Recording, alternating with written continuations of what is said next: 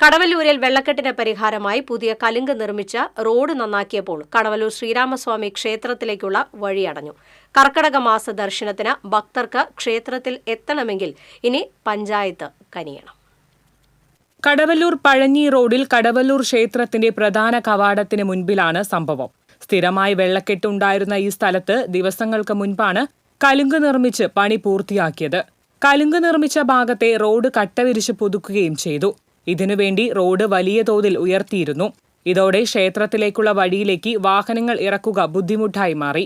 കുത്തനെയുള്ള ഇറക്കത്തിൽ പഴയ റോഡ് പൊളിച്ച് മാലിന്യം കൂടി കൊണ്ടിട്ടതോടെ കാൽനടയാത്ര പോലും അസാധ്യമായിരിക്കുകയാണ്.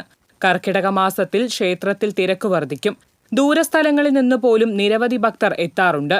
മാലിന്യം നീക്കം ചെയ്ത് റോഡ് ഉയർത്തി പ്രശ്നം പരിഹരിക്കണമെന്ന് പഞ്ചായത്ത് പ്രസിഡന്റിനോട് ആവശ്യപ്പെട്ടതായി ക്ഷേത്ര ഭാരവാഹികൾ പറഞ്ഞു. TCV news Kunnamkulam.